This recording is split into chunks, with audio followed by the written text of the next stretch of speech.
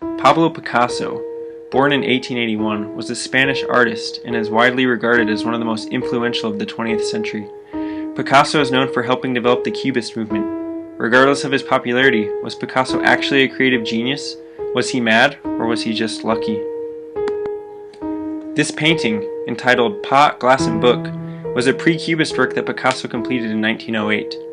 At first glance, it seems to be a simple picture of a pot, wine glass, and book sitting in the corner of a room. However, with the power of computers, we will analyze this painting from the perspective of an engineer to determine just how much skill and creativity was required to produce it. Let us first note the symmetry of the objects of the scene, or rather, the lack thereof. Notice how the refracted left side of the pot has no corner, while the right side of the pot does. It is also readily apparent that the wineglass is extremely asymmetric. While asymmetry gives objects realism, in this case, asymmetry also gives the artist an excuse to be lazy. Depicting objects with accurate aspects and dimensions is much more difficult than seemingly arbitrarily making up dimensions on the spot. A second interesting point is that there are really only two colors and textures present: the color of the walls and book, and the color of the floor and pot. This seems to suggest that Picasso was too lazy to develop variety in his color scheme and instead reused a texture and color he had already developed to paint the objects as well as the environment. In order to further investigate this painting, I used the program Blender 3D to create a complete 2-scale replica of the painting inside of a 3D computer environment.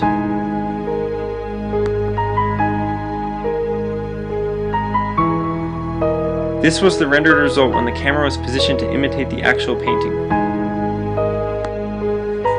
Notice, first of all, that the refraction in the glass of my rendering is different from the refraction in Picasso's. The refractive index I chose was based on a table of refraction indices of common materials, of which I chose glass. I was unable to reproduce the effect of Picasso's otherworldly wine glass, even with increasingly powerful refraction indices. This indicates that Picasso did not actually look at a wine glass while drawing this. Rather, his mind filled in how he thought it ought to look. Next, let us note the shadows in my rendering versus what is present in Picasso's. In Picasso's, a shadow is definitely present with regards to the pot. The right edge of the pot is darkened and casts a shadow over the book. However, as my rendering revealed, if a shadow is being cast by the pot, the same point source of light would also cause the wineglass to cast a shadow. This is even more evidence that Picasso did not actually look at a wineglass while drawing this.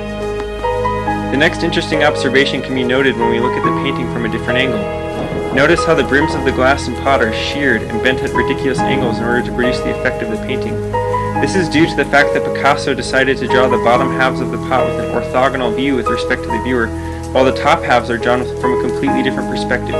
This is especially interesting since Picasso would later push this technique to its imaginary limits during his pioneering of Cubism in subsequent years. This indicates that the effect was at least intentional. Lastly, let's look at the scene from above. Notice how the corner of the room is not really a corner at all, but an angled joint of two walls. Had this actually been a corner, the book would have been sheared in half by the resulting surface.